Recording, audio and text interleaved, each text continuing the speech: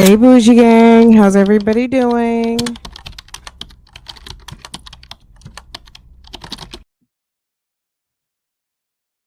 Hey, guys. How are you? What's going on? Hey, Bible Lady. Hey, Lonnie. Hey, Irie. Hey, everyone. What's going on? Thanks for getting here first. Yes. Thank you so much. Okay, guys. I'm very disappointed. So, we had a guest scheduled and they literally just canceled. And I kind of felt like it was going to happen if she had talked to her lawyer, but basically she told me she talked to her family. And I don't know. I don't know if they came to my channel or if they just said you shouldn't be talking to anyone,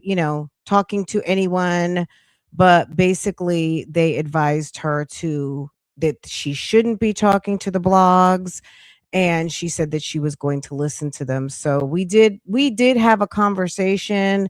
We actually had a couple conversations, and I'm kind of disappointed because I thought you guys would be really interested to hear what she had to say. So, as you guys may or may not know, if you were here last night, so it was Naomi Anthony, who was the Fulton County nurse, the nurse who got arrested on her shift for having a inappropriate relationship with an inmate.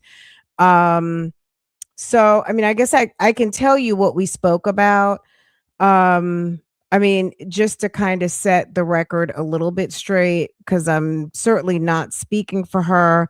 But, in our conversation, basically, when she responded to my posts on Instagram, basically, she said that it didn't happen. Like the way the news stories are making it seem, that's not what happened.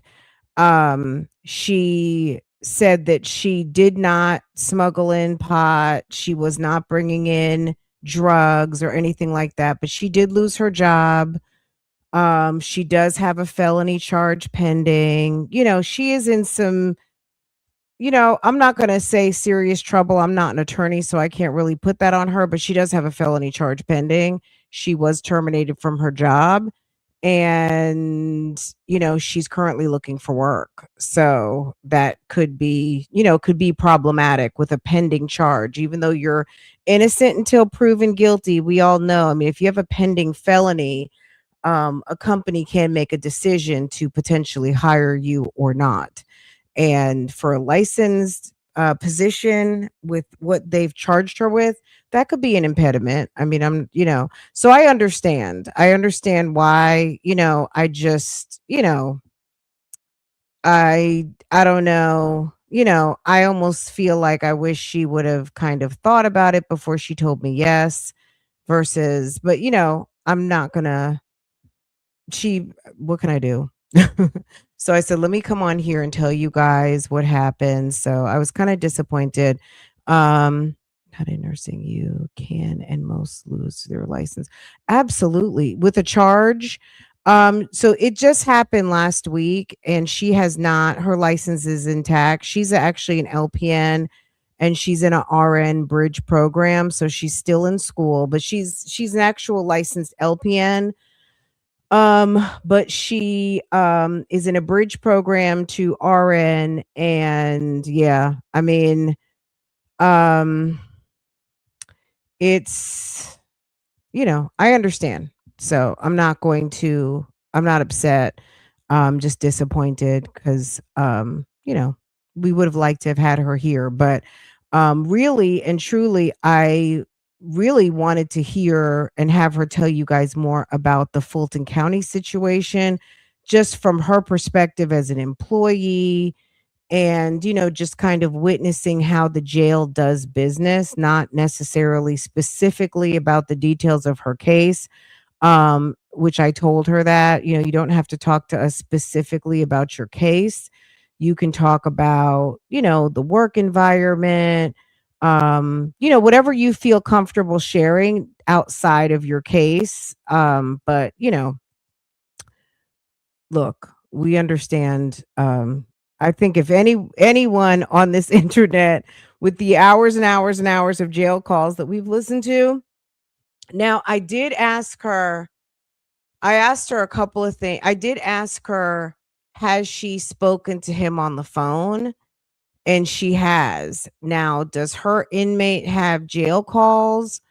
Um, I don't know who he's talking to on his jail phone, but I think there may have been a outside phone source. I mean, look, I get why she probably would not want to talk because I'm not saying, she got a charge for what she got a charge for.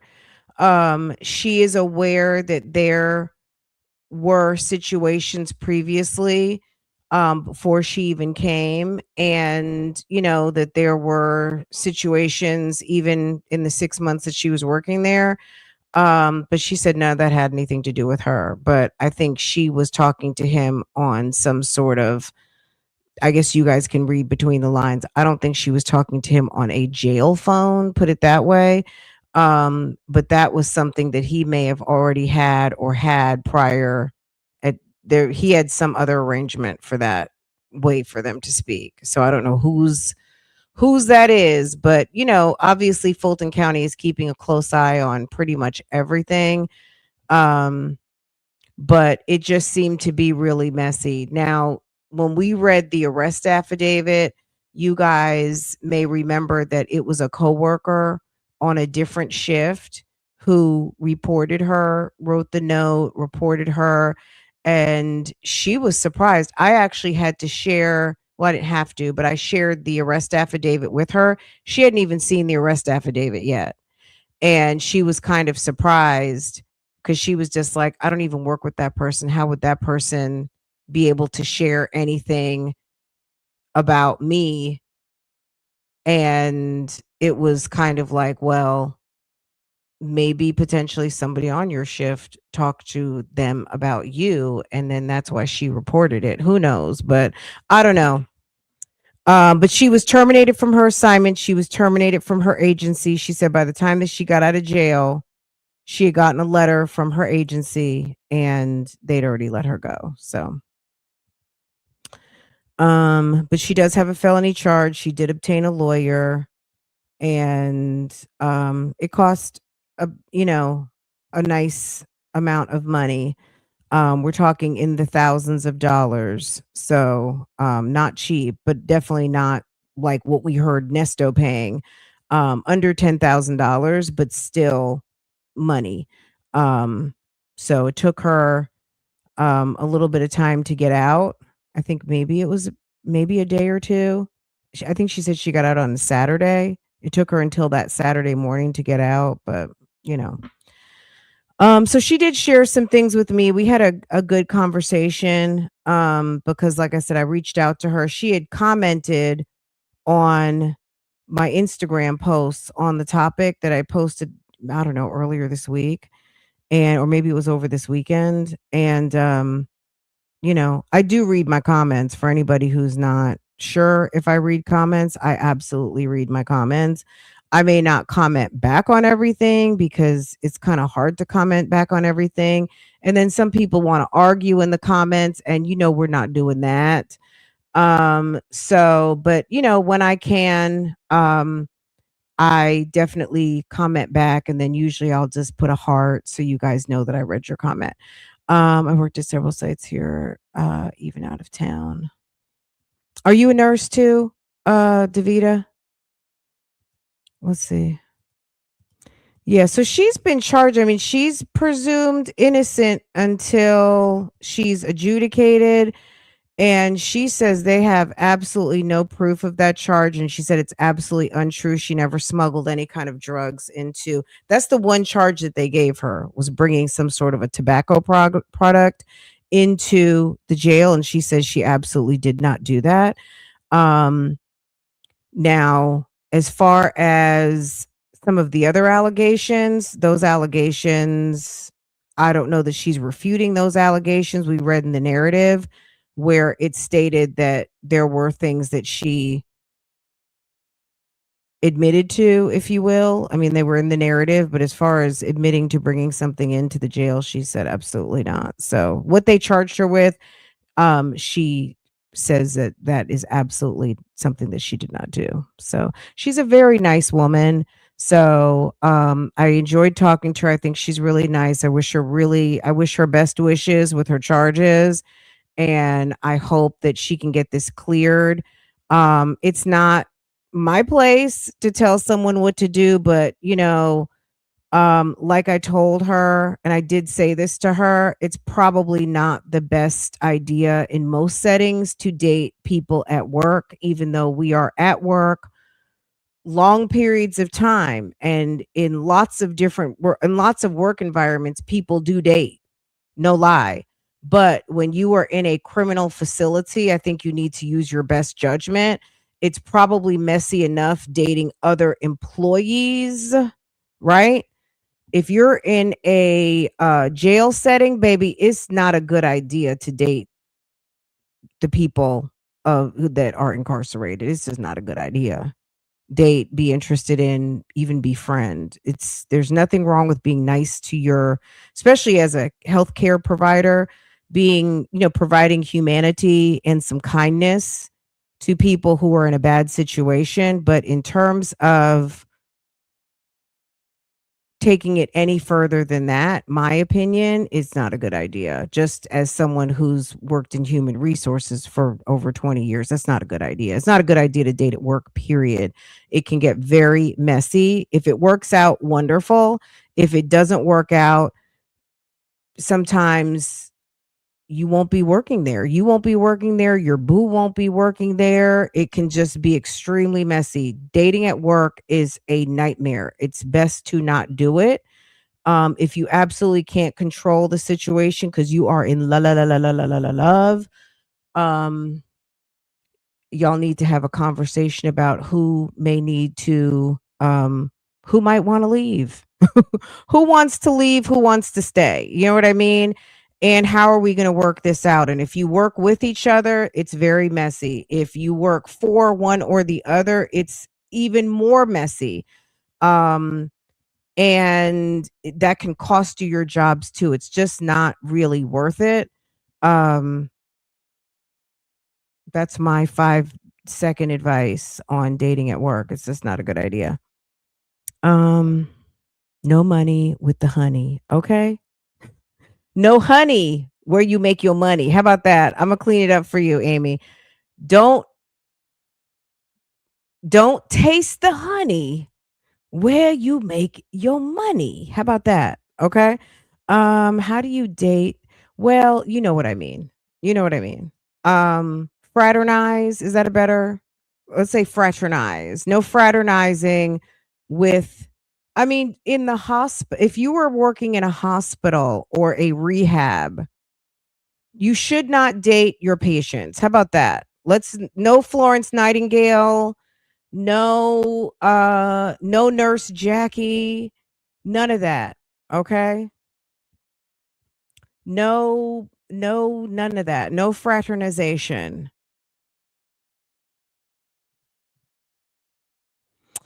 Um, I don't know. Like, as far as she told me what his charges were, I hadn't even looked up his charges because if you remember when we did that episode, we just read her affidavit. We looked at the news story, we read her affidavit, and that was it.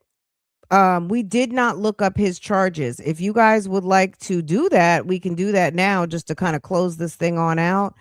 Um, we can definitely do that.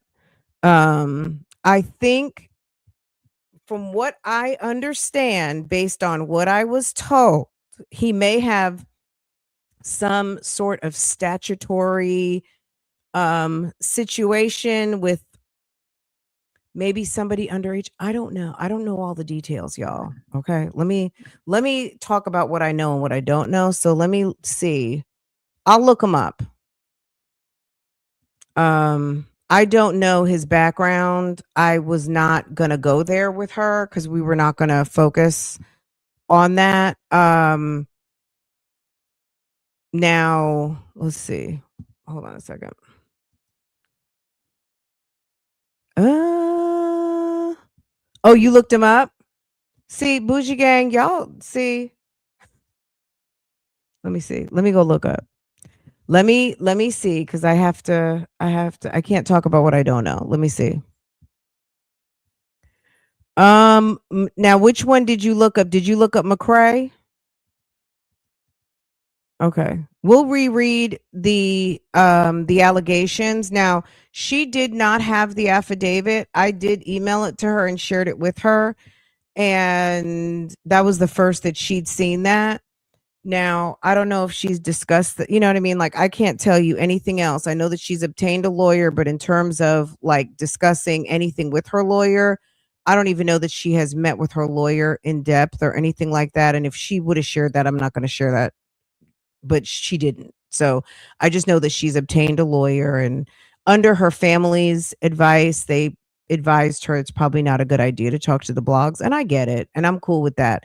Like I said, she's a very nice woman. She's a mommy. She seems to be someone who's working hard, and she's an attractive woman. Like I told her, I'm like, you're working in a heavily male environment. You're an attractive woman.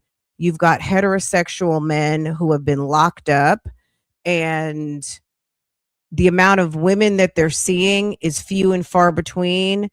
And they're probably ready to talk to anybody. The fact that you're attractive probably makes it even more bothersome to do your job. And there's nothing wrong with being nice. But at the end of the day, you know what I'm saying? We all have to think about our paychecks, right?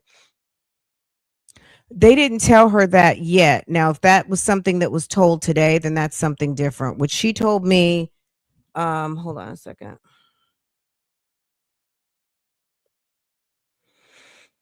Uh, She said, "Hey, I've been talking to my family all day today and yesterday, and they strongly feel that I shouldn't do the live talk. And I think I'm going to listen to them because they are my biggest support. If I have a change of heart, I will definitely reach out to you. And again, I want to thank you for hearing me out and just speaking with me." She's a nice girl. She really is. And she might be out here right now. She's very sweet. And like I said, just to be fair, um, she refutes the majority of these allegations. She says that some of these things did go down the way they did, trying to take her phone from her, really being kind of forceful, aggressive, things like that. But in terms of um she said absolutely not. She did not bring in any type of tobacco products. That was not the case. Now, was there a jewelry situation? I think in the narrative, she copped to that. Um, she said that there seems to be somewhat of a culture in Fulton County of people giving out food. I guess the guys are hungry, they don't eat enough, or they want, they smell outside food. People there's sharing of food type of thing. I guess when it's a problem, then it's a problem. I don't know, but she wasn't specifically bringing in American Deli. She said that when the officer asked her, was she bringing in food? What did you bring in? And she said she was being like, it was a kind of like a smart remark. It wasn't specifically American Deli, but she just said American Deli or whatever like that, and trying to be, smart. And he actually put that in the report.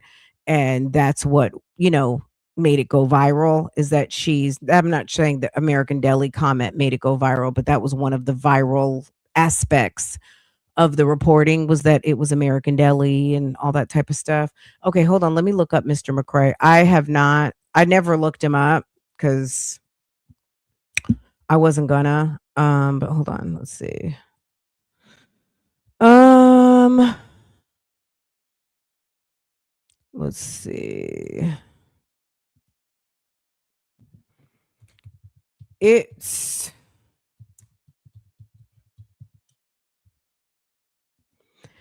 um ew, okay. Well, yeah, he doesn't look. Damn. Okay. Now her friend Boo. Now her friend. It's bad. It's not. It's giving. It's. I'm not saying Nesto Jr., but it's not looking good. Um, I don't know if she knew what he had going on before they became friendly.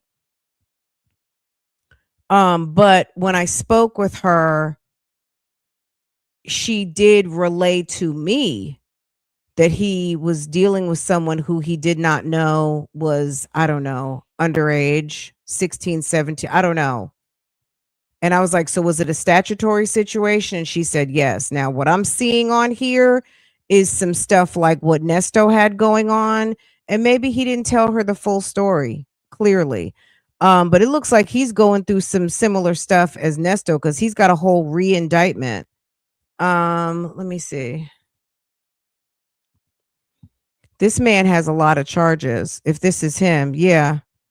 Mr. McCrae, he has like 20 he has 20 pending charges, 14 of 15 of which are bad. Um inter, eh, interfere with custody. I don't know what this man had going on, and I don't even know if I could actually get his he's set for trial, y'all. He's set with girl, he's set with Judge Dunaway.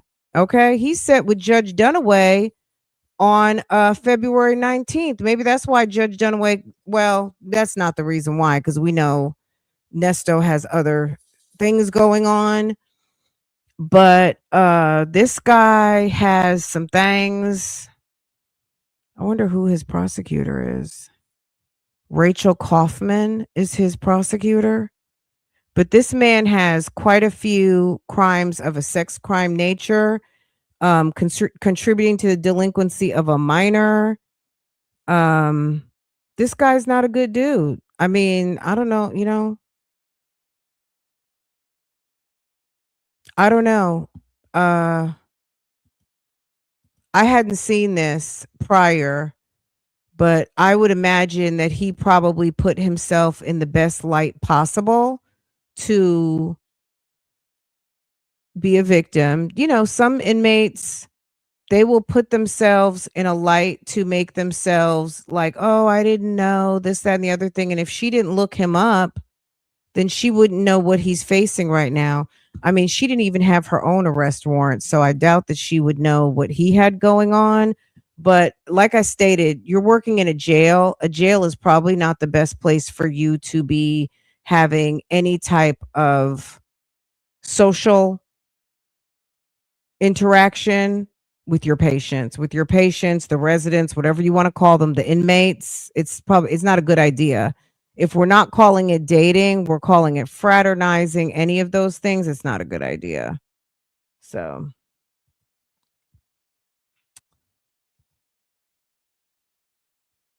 they say he's nasty. Yeah, it's bad. He's got Judge Dunaway for a job, for a lawyer. Hold on a second. Let's see what this motion states. Is there anything that we can surmise from this motion?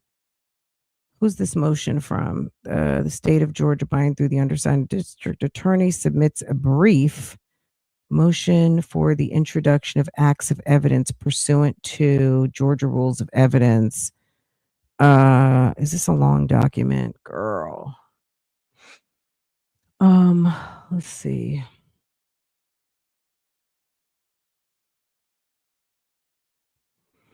Is there anything in here that's going to tell us a little bit more about what he's got going on? We know what his charges are. I'll see if I can pull the arrest affidavit tomorrow. His indictment is long. Okay. Well, it's 13 pages. Hold on a second. Let's get that. We might be able to get that one. Uh, that will tell us some things. Hold on.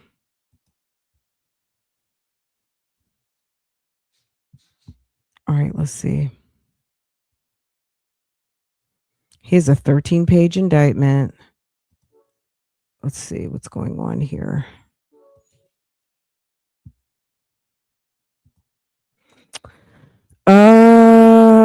Let's see.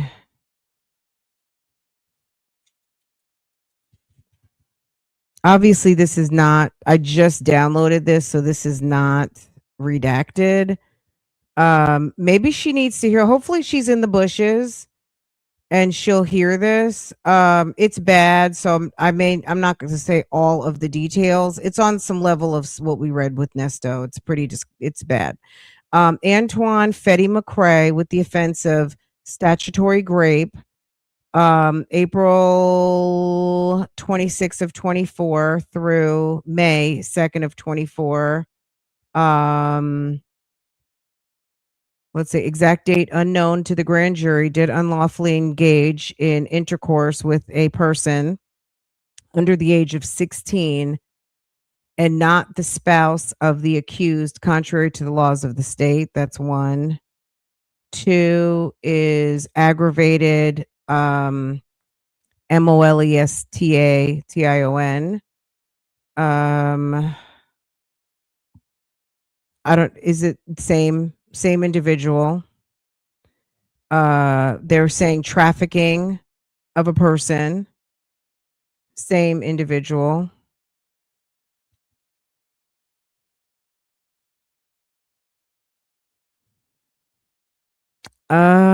Maybe there's also an image producing a visual depiction. Let's see. The exact, so count 4, exploitation of a minor, did unlawfully and knowingly employ, use, persuade, induce, entice, coerce a minor under 18 to engage in a sexually explicit conduct for the purpose of producing a visual depiction. Image number 0623, which depicts the minor in a pose. I'm going to say it like that. Contrary to the laws of the state. Number 5. I mean, I would imagine that this woman, I'll send it to her too. I mean, I went ahead, I already downloaded it. Count 5 is the same thing, a different image. Count 6, another image. Count 7, another image. Count 8, a video file. Okay. Count 9, a video file.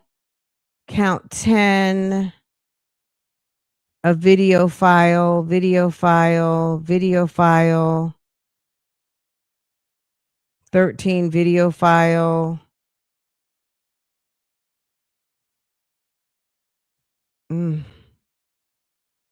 Indecent purposes, count 15.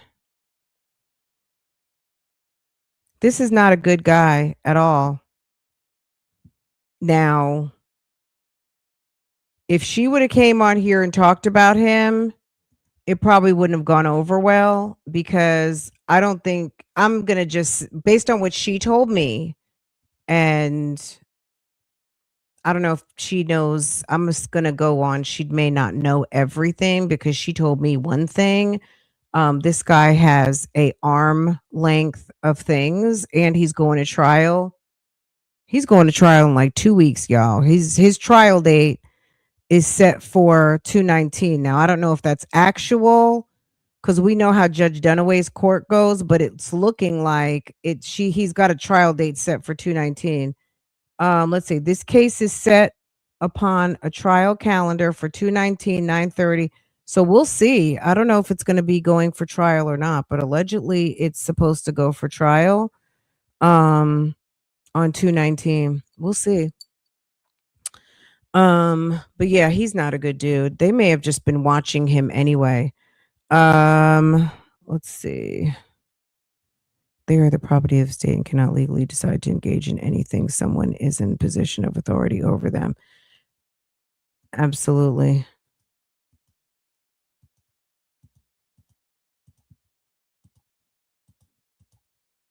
Are you considered, I wonder, as when you're not convicted and you are a detainee, when you're with the county, because if you're not convicted yet, I think with the state, you're considered state property, right? When you're convicted and you go to prison, I guess I would think in the county you're still a detainee, but no matter what, you're still, it's just not a good practice.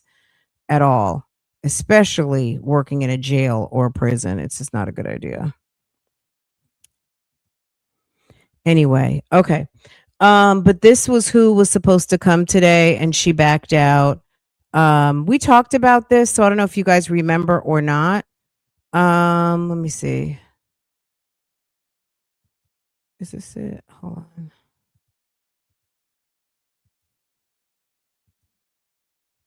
Is this the one?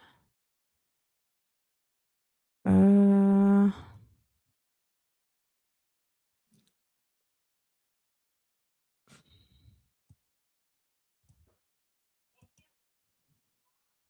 okay, here it is.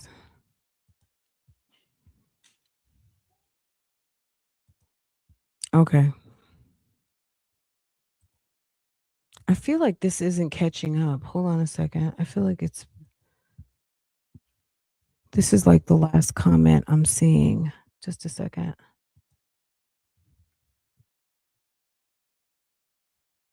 Okay.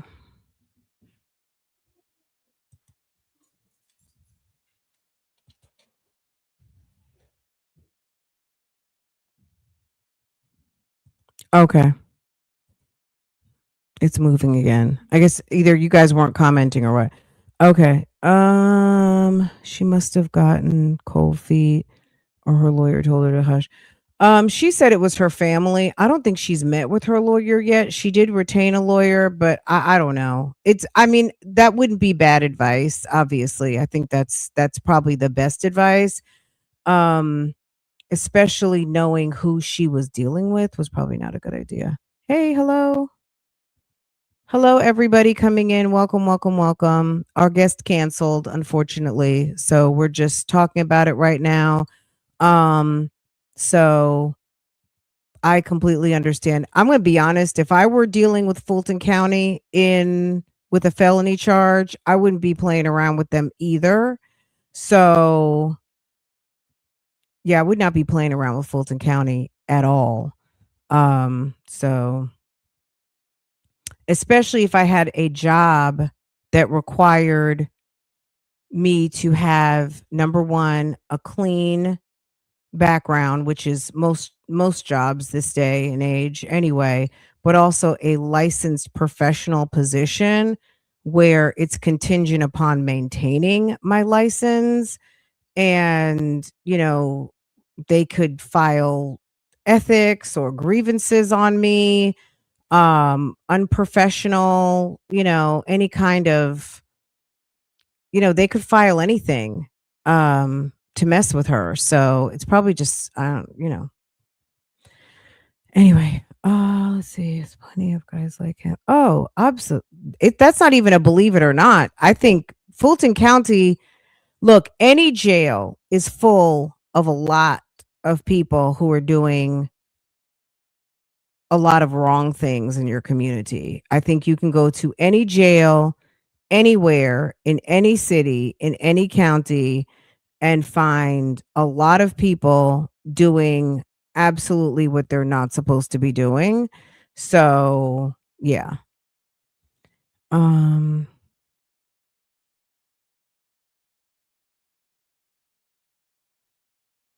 I think getting involved with yeah.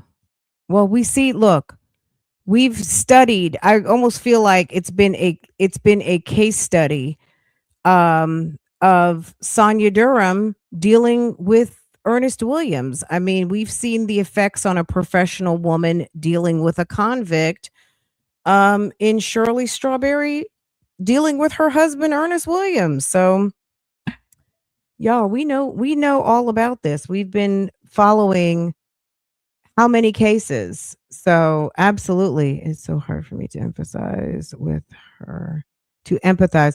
You don't have to empathize with her. I don't, you know what I'm saying? I don't think she wasn't coming on for sympathy, and I invited her on to come and tell her story because we talk a lot about Fulton County.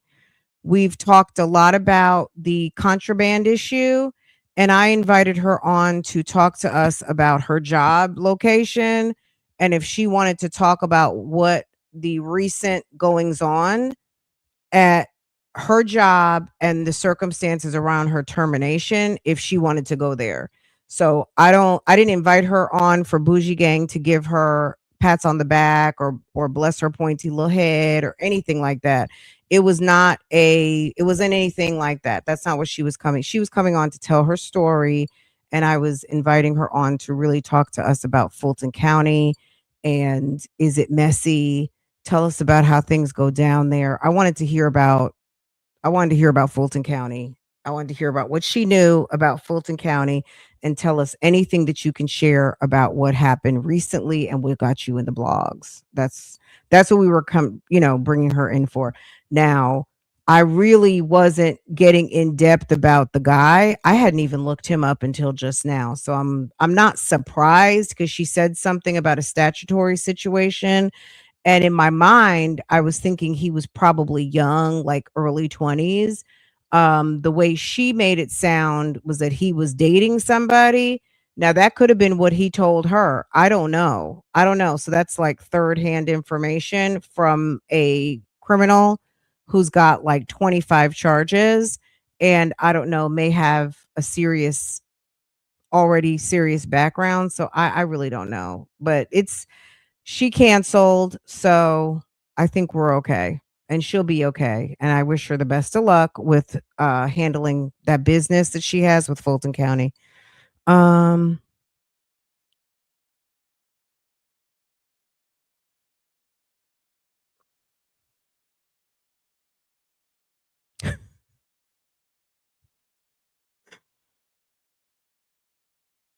um,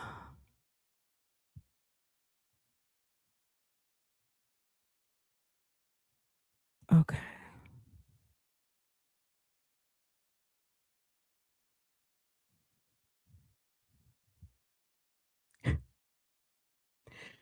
Okay. Alright, guys, do you want me to read this to you guys? Let's see. Hold on a second, let me get to my screen. Okay, let's go through this really quick. For those of you who are not familiar, hold on a second, let me pull up one of the stories. What I'm gonna say is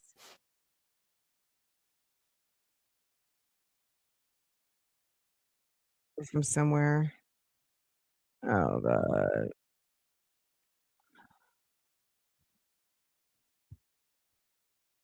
Okay.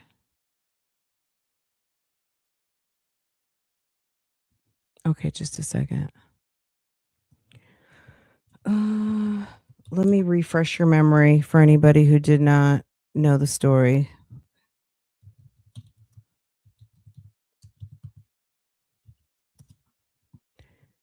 Okay. She said it didn't go down like this. So I'm going to just, in her defense, I'm going to say she says it didn't go down like this, but this is what is being reported on WSB TV. So somewhere in the middle, this is how it went down. Let's go. This is what was reported by WSB TV. Okay. Hold on.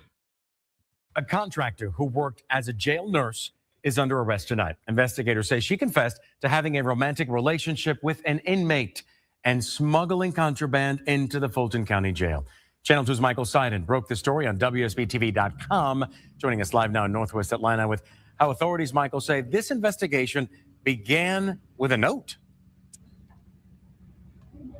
Yeah, George, investigators tell us it was another nurse that actually found a handwritten note that exposed this alleged relationship. And tonight, we are getting a closer look at some of that other evidence that was found that led to the felony charge. A ring, a gold chain.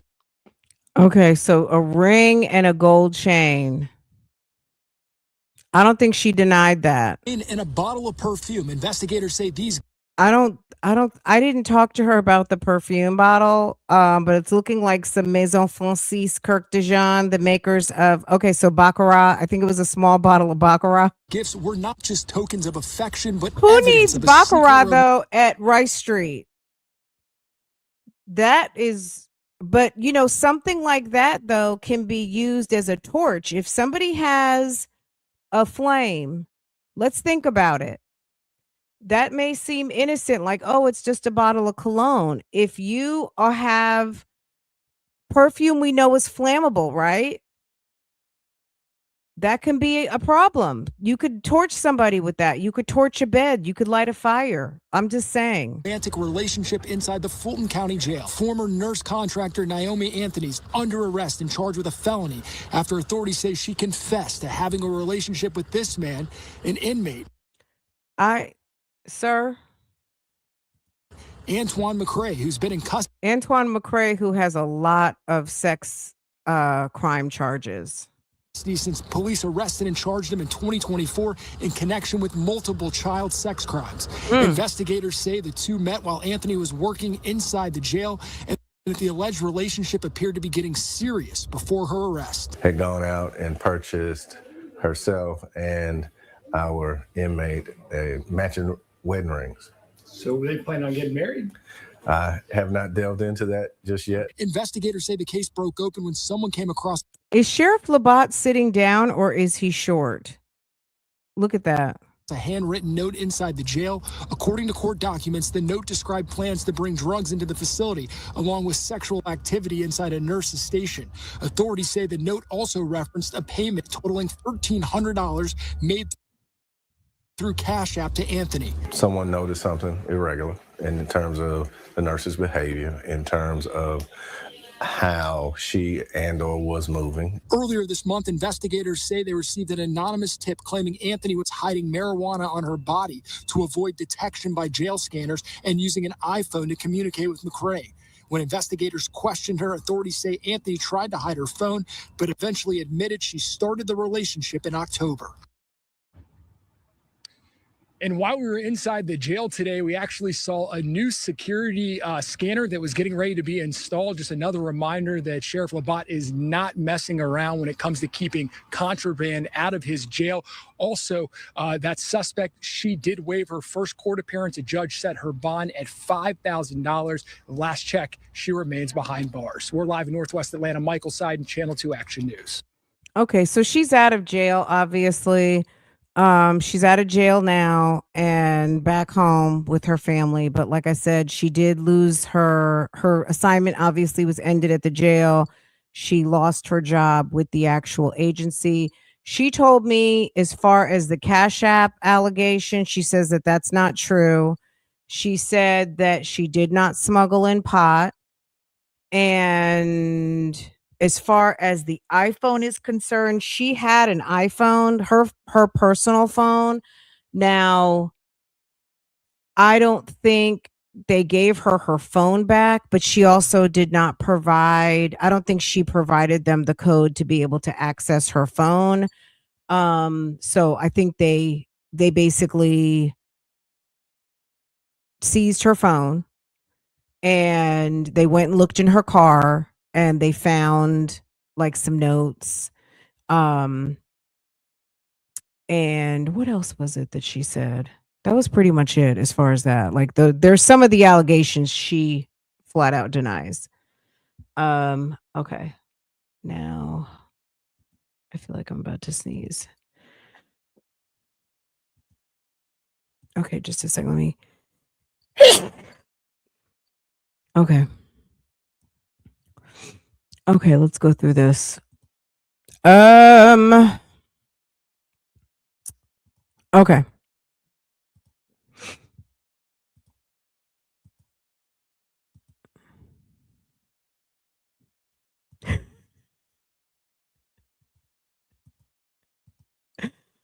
Oh, you guys are, thank you guys. You know what? I am a fall winter allergy girl, which is probably why I've been so like fatigued lately. So bear with me, y'all. Sis is trying to work it out. Okay, let's get into it. So this is the affidavit.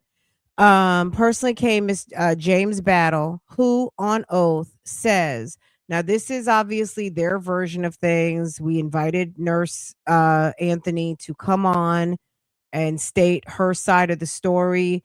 As I stated, we did have a good conversation and I shared with you what I could, what she basically, regarding the charges, she refuted some of the allegations and I shared that with you. But she has every opportunity to come on and give her side of the story anytime she wants. If you want to come on, sis, if you're in the bushes, you are more than welcome to do so. There's no hard feelings about canceling on us today. You're welcome to come on and share your story, because we would really like to know what redeeming qualities Mr. McCrae has, because he's got a list of some really egregious offenses. And maybe if you were aware of them, you probably wouldn't want to deal with them. With him, I would hope. And if you'd like a copy of the indictment, just email me and I will email it back to you. So I don't want to just send it to you, but if you're in the bushes and you would like to know what Mr. McCrae is being accused of, I'll be happy to send it to you. Okay. Let's see.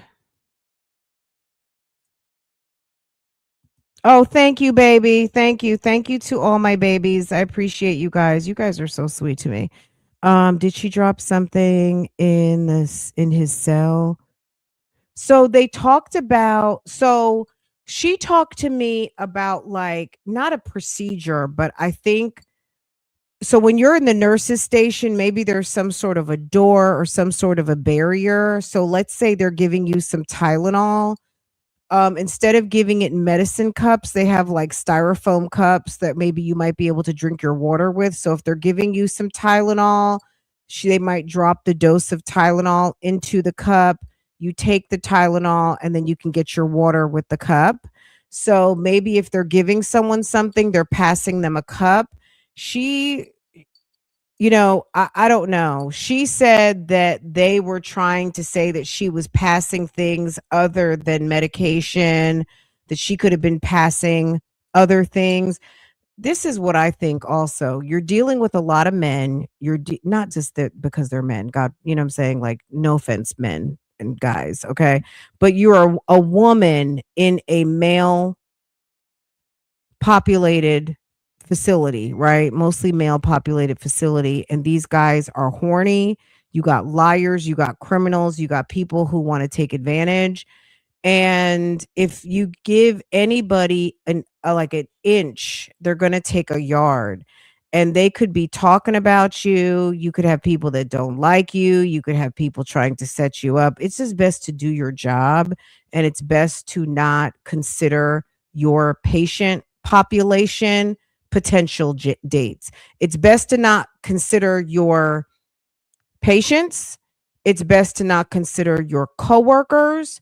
It's best to not consider your bosses. You go to work to do a job, you get in your car and you go home. Do not date at work. That's my best advice to anybody. Don't date at work. And if you must date at work, you got to be super duper careful about it and make sure that you're falling within the guidelines of whatever your company stipulations are. Obviously, in a prison, you don't date prisoners, you don't date inmates, you don't date detainees, you don't date patients, all of those things. It's the wrong thing to do, right? If your license, if your job, your career, your education is contingent upon your ethics, and you violate something of a ethical nature, you could be putting your paycheck and your profession, your license, your career at risk. Nobody, me on the internet, should not have to be issuing this warning, but I'm just giving a friendly reminder to the young dolls out here who might be finishing up a master's, who might be taking a test, who might be going through the exam process for professional licensing. Don't risk your bag on some pain. Is that clear? Okay. My phone just said ding. Okay. Okay. All right. Let's read this. Since we kind of broached this topic, I do have another interesting story about somebody who another scammer, and not in Atlanta. Okay. You guys said yesterday Atlanta needs to just start all over again. I have a story for you guys from Oklahoma. So since we're talking about like professional ethics, losing your bag, fucking up your career, we may as well end it on another situation, because we don't want to just pile on Miss Anthony, because I don't think she thought that this was going to go this way. And like I said, the good thing for her is that she does have a lawyer. She's not still sitting in Rice Street. And I'm sure she's going to be okay. She just probably needs to make sure that she leaves. I did tell her, you probably don't need to talk to this guy again. I told her that yesterday. Do not accept his phone calls. And if I were you, I wouldn't talk to anybody from Fulton County again without your lawyer. That's and I mean Fulton County as in the jail. Don't talk to any of your former coworkers, and don't talk to that inmate. Because you never know, if he's calling you on a recorded line, you will be, that's all of those calls can be obtained. Do you need me?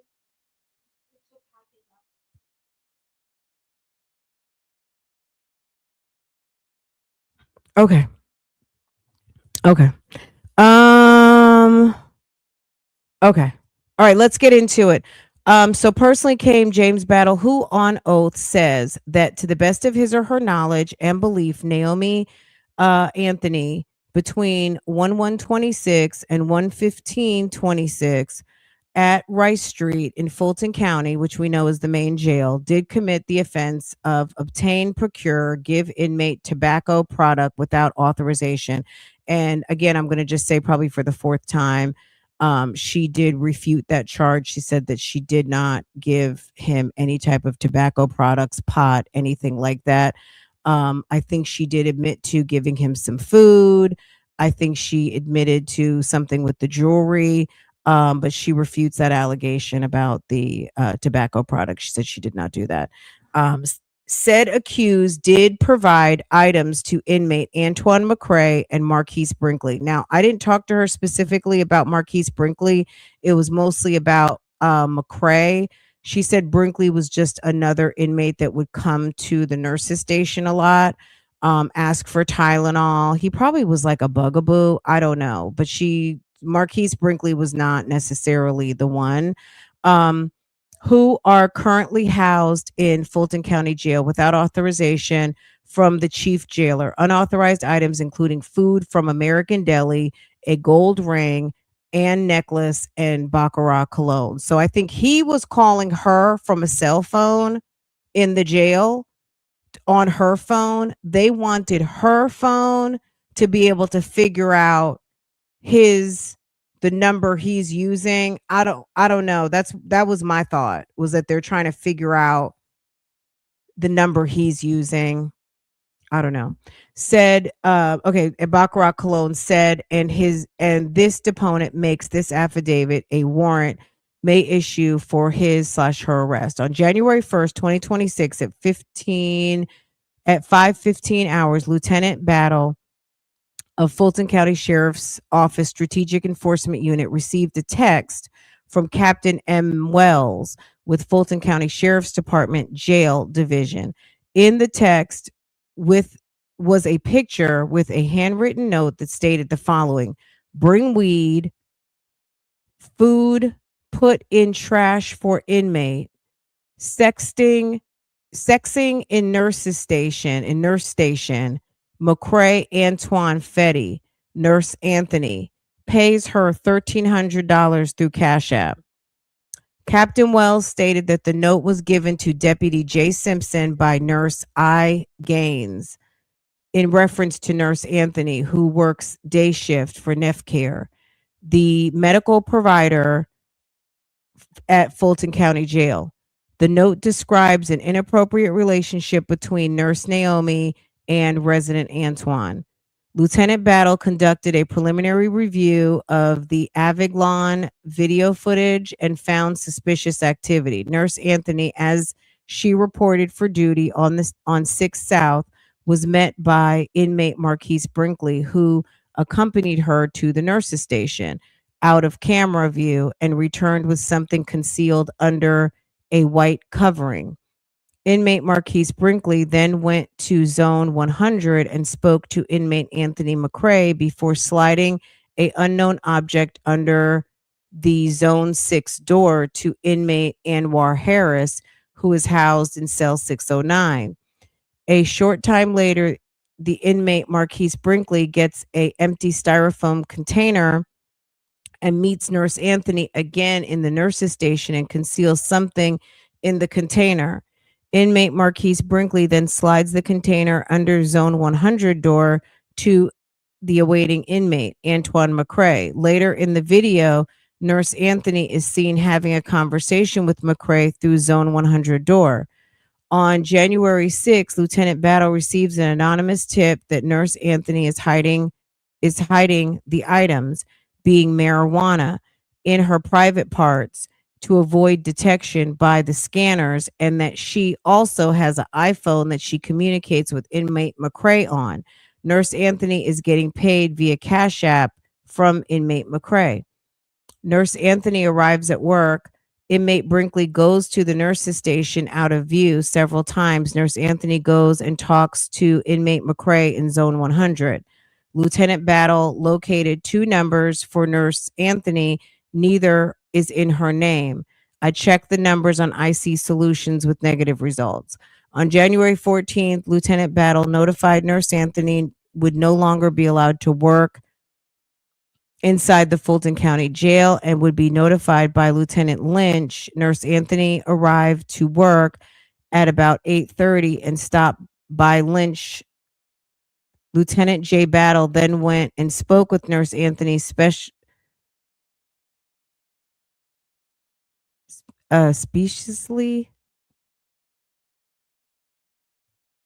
Spoke with Nurse Anthony. I'm not sure what that. Why am I tripping over this word?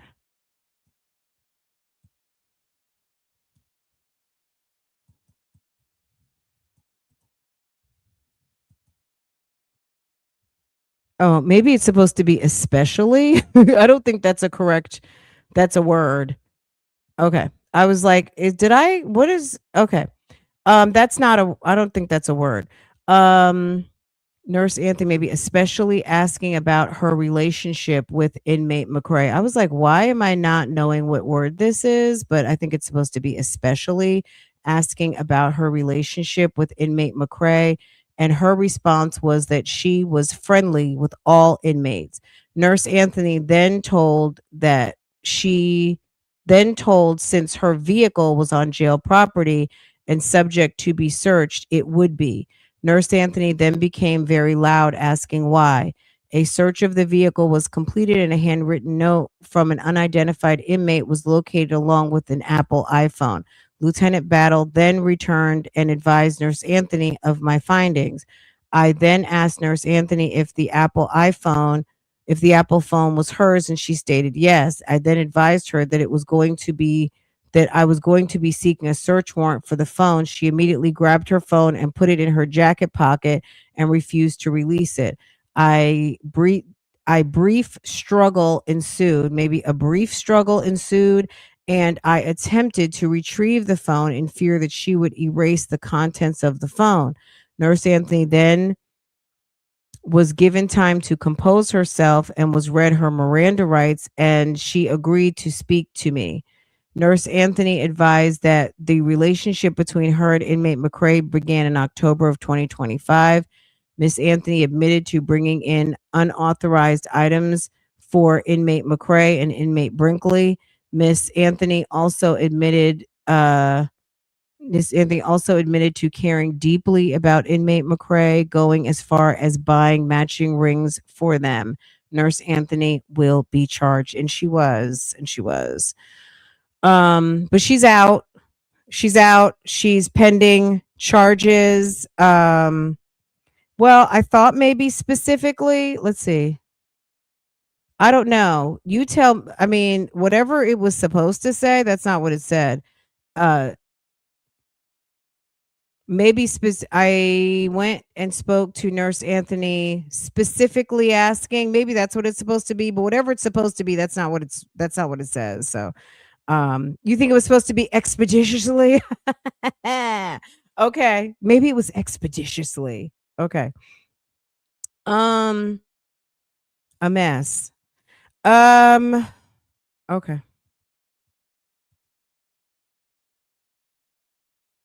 I would imagine so keep in mind, we had kind of a pre-interview. I didn't get to ask her everything because number one, I wanted to talk to her, feel her out, see if she wanted to come on my podcast. and we talked a little bit, but I didn't want to exhaust the whole conversation because I don't record conversations. Um, and I didn't record that conversation. We just had we had a pre-interview, and we were set to actually do it yesterday, which ended up getting pushed to today, and today ended up getting canceled. So we didn't talk about everything because when you interview for me, if I sit and have a 2-hour conversation, it's going to be hard for me to have a 2-hour conversation again. I wanted to save something for the interview. So we talked, we kind of high level had a brief conversation. And it wasn't so brief. I mean, we talked about 30 minutes, but I actually cut it. I basically was like, okay, well, let me let you go and we'll save something for tomorrow because I wanted us to be able to really have a conversation, take you guys questions, all of those things. So I did not get answers to everything. Had I known that that was going to be our one conversation and specifically everything was on the record, then I would have done that. But I was going based off of she agreed to come on and talk to us, and so what I shared is basically what we talked about. I'm sure we talked about a few other things, but as it pertains to this affidavit and what she's going through, the main things, she's obtained a lawyer, her family helped her get out. Once they gave her her bond, she has immediate family and they rallied and got everything together, got her out. Immediately she obtained a lawyer, all of those things. So she's doing all of the right things to get herself, but I mean, the main thing is being a mom. She is currently, out of work. I don't, some nurses have 2 and 3 different gigs. So she may have something else going on. I had a feeling maybe she had something else going on, but I don't know what her other gigs were. I didn't get a chance to ask her that yesterday. I just know sometimes, some nurses will have, maybe some additional PRN work that they do. So hopefully for her, considering she has mouths to feed, she has some other PRN work going on. Because, getting something now with having this pending felony is not going to be a good thing at all. Especially if they, contact the nursing board. I would imagine, considering it's the sheriff's department and they wear those cameras and all of that kind of stuff, they wear the body worn cameras, but I don't know. Okay. All right. Let's hold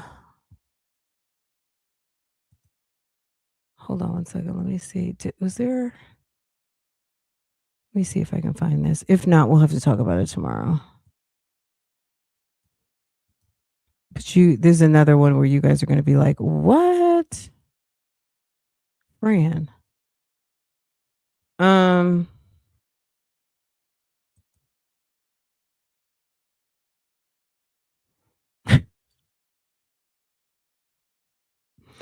Let me see if I can actually find a news story about it. Hold on. Ooh.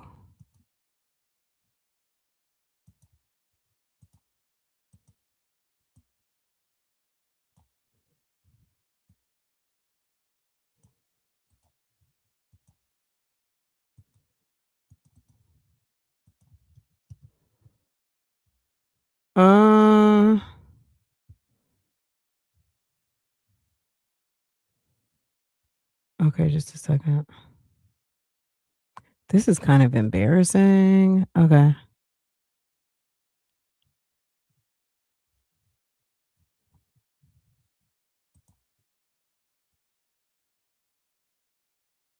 Okay, hold on a second. Okay, here we go.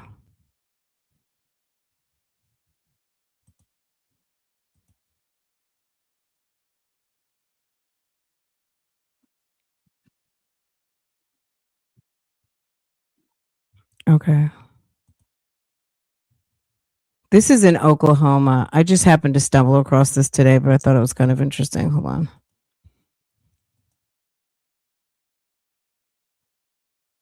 office the same day she pleaded. Developing news, State Representative Ajay Pittman resigning from office the same day she pleaded guilty to felony charges. Our KOCO's Evan Onstad has been looking into this in the newsroom, joining us live now. Evan, this is all over forged checks. That's right, Abby. A forged check. Forged checks to the ethics chair. That she submitted to the Oklahoma Ethics Commission. Why would you write a forged bogus check to, of all places, the Ethics Commission, and you are a state representative? Did you hear about her, Beverly? Girl. You've been all it, girl. I was like, when I heard this story today, I was like, you gotta be kidding me. Attorney General says she did this to avoid repaying thousands of dollars in fines. Now, her sentence today keeps her out of jail, but required her to resign from office. Pittman served Oklahoma's House District 99, which includes part of Oklahoma City. The Pittman name, huge in Oklahoma politics. Since 2019, Ajay Pittman had authored and co-authored more than 160 pieces of legislation. But she also faced controversy. Similar allegations in 2020 and 2022, allegations that eventually led her agreeing to pay $12,000 in restitution for. And that brings us to today, where she pleaded guilty to falsifying 2 checks totaling around $7,500 to her campaign account. That money was meant to settle those restitution requirements. Authorities had seized several items from her office at the Capitol and her home as part of an investigation way back in October.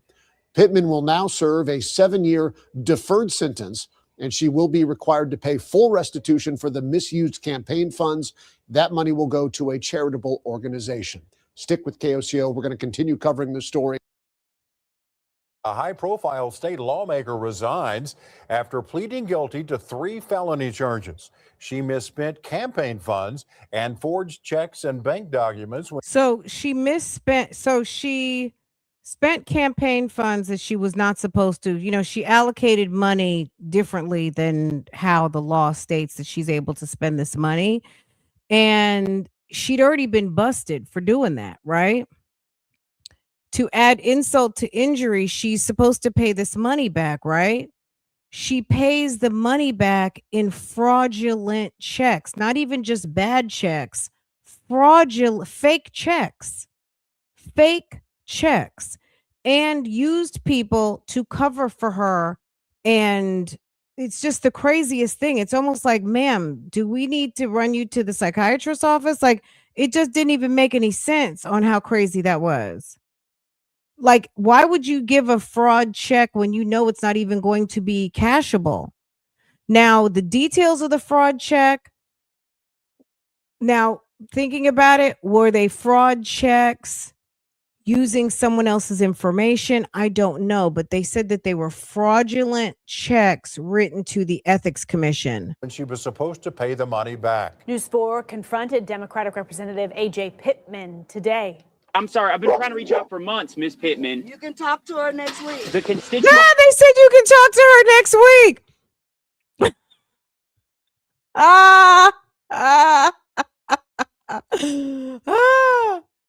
They said, come back. You can talk next week. Hold on. Hey. I'm sorry, I've been trying to reach out for months, Miss Pittman. You can talk to her next week. The constituents, they have many questions. Damn, she took off fast. She took off, okay? You can talk to her next week. Pittman. You can talk to her next week. The constituents, they have many questions. You spent the money, Miss Pittman. Miss Pittman. She ran from our cameras. Her mom, another former lawmaker behind the wheel, drove away without offering any explanation. Girl, they put that Passat in motion. I don't know what was that a Passat or something, girl. They put them wheels on go. And tonight we are digging deeper into those criminal charges. Here is now she's cute. Miss AJ is cute now. News 4's Spencer Humphrey.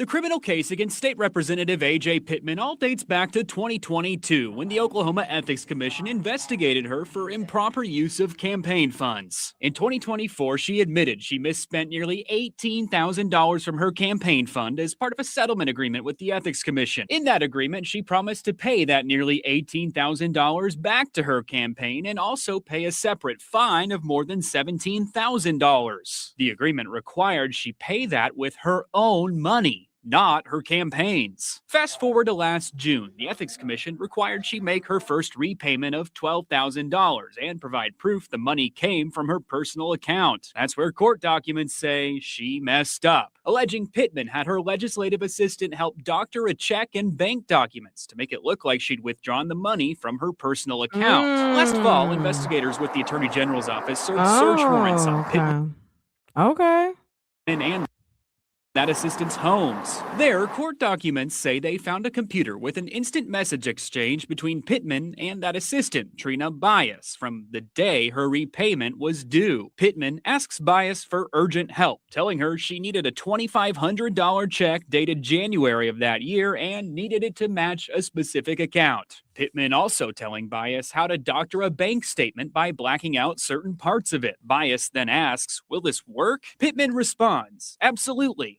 Bias allegedly then sends Pittman the image, and Pittman replies, "Sent." Investigators say Bias later admitted in an interview she doctored the check because Pittman asked her to. Both Pittman and Bias now face 3 felony charges for conspiracy, forgery, and violation of... Now she done lost that lady, you know what I'm saying? Like, her conspiring cost that assistant her job. The Oklahoma Computer Crimes Act. Pittman sent House Speaker Kyle Hilbert her resignation letter shortly after pleading guilty to those charges Wednesday morning. In a statement, Hilbert said in part, "This conduct is unacceptable and falls well below the standard expected of anyone serving in the Oklahoma House of Representatives." News 4 reached out to Pittman's attorneys and also tried catching up with her at her house Wednesday, but neither wanted to speak. In exchange for pleading guilty, Attorney General Gentner Drummond says Pittman will get a 7-year deferred sentence. In a statement Wednesday, Drummond said in part, "Public officials hold a sacred trust with the people they serve. When that trust is violated for personal gain, it strikes at the very heart of our institutions." In Oklahoma City, Spencer Humphrey, Oklahoma's News 4. Okay.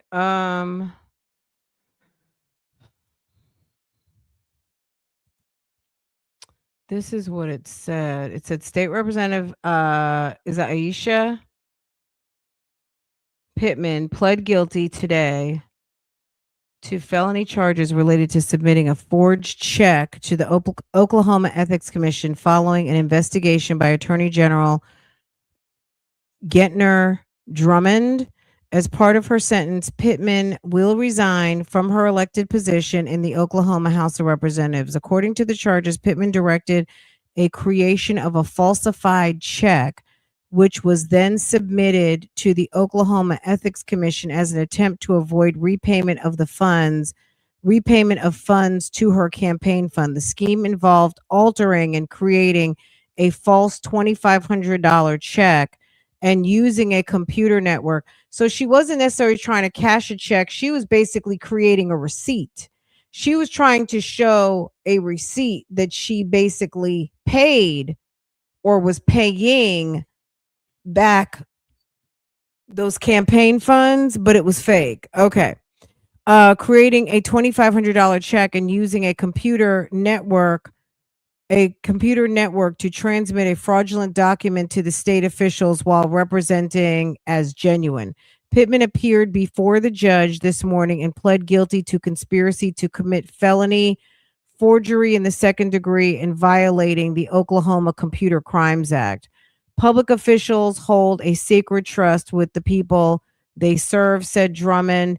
When that trust is violated for person's gain, it strikes at the very heart of our institutions. Well, also, and the people voted you in, and now that seat is going to be in limbo, and it's a perfect opportunity to use this situation to drag that whole entire seat and the community that supported her and do a complete referendum and get someone else in that seat who's going to maybe fuck it up. You know what I'm saying? Who knows?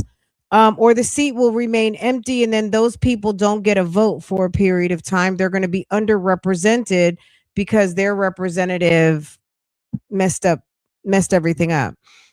This office will continue to hold elected officials accountable when they abuse their positions and betray the public's confidence. No one is above the law in Oklahoma. Besides resigning from her position as a state representative, Pittman will receive 7 years deferred sentence. She will also pay full restitution. So yeah, if she messes up on any of these guidelines that she has to follow, I mean, she could end up in jail still. I mean, or prison. So she's going to have to follow this to the letter. She's going to have to find a job. Now she's got felonies. Hopefully she has something to fall back on. I mean, I don't know what her education is. I mean, she could have a wonderful education behind her, but she also has 3 felonies now that she pled guilty to. There were some charging documents. I haven't gotten through all of this. This is like 15 pages. If anybody wants to see any of this, let me know. I'll skim through it. If it's worth, here's the text messages I think that they talked about. Let's see.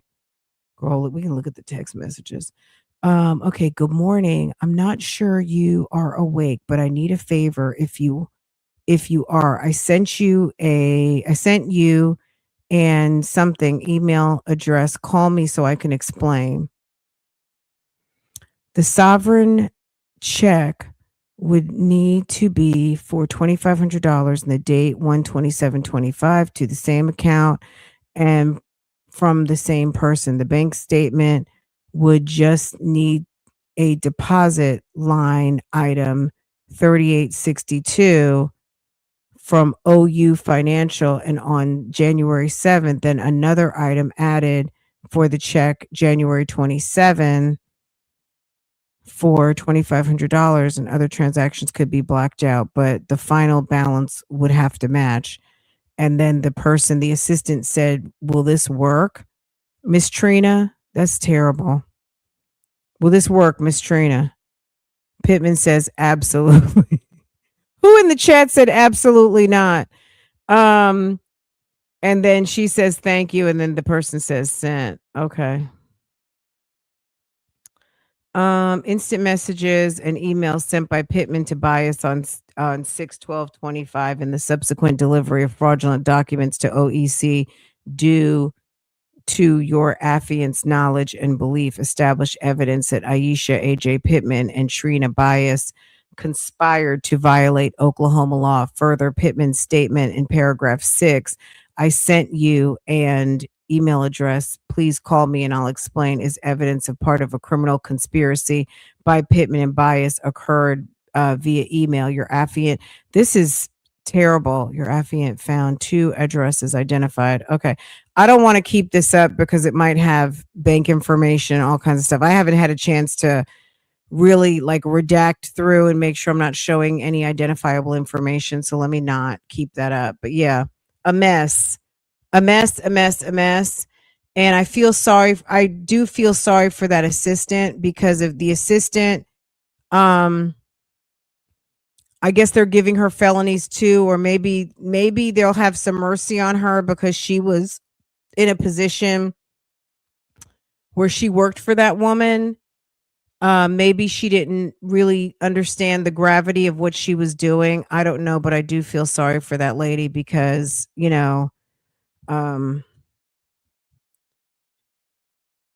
she's in a senior position, and if that was her assistant, she was just doing her job. And oftentimes people don't say no because they don't feel like they can. And she may not have realized that. She may have thought she was doing something wrong, but she also knew she needed to get her check on Friday. So I feel like, I feel bad for that woman. But yeah, this is Miss AJ right here, not on the job anymore in Oklahoma, making bad decisions, lost her job. She got 3 felonies. This is bad. This is bad news. Bad news. So, okay. You said, Lord of mercy. Okay. Yeah. Okay, you guys, I'm not going to hold you guys. Did everybody hit the thumbs up for me? If you did, thank you in advance. If you did not, please go ahead and hit it, smash it, pop it, lock it, all of the things on your way out. Let's see, this is similar to the case of Tracy Denise Jones from Atlanta Housing. We talked about that. Did we talk about that yesterday? Were you here yesterday when we talked about that? If you weren't here, Sensible, check out yesterday. Hold on a second. Check out yesterday. We talked about her yesterday. That is the executive from the housing department who basically used her office and influence to rent out one of her real estate properties, Section 8, to her son's girlfriend. Okay. Her son's girlfriend, and was a whistleblower, helped the state get the information that they needed to. Okay, I'll drop the link. This was yesterday. Hold on. Let me drop the link to it. This was another interesting story yesterday. I dropped a couple of shorts on it today. If you did not check it out, here's the link, guys. Yesterday we talked about that particular story. It's in this video over here, so go check that out. All right, you guys are awesome. Let me pin it. Okay, I've just pinned it up top. Okay, you guys, I'm so glad we had some time.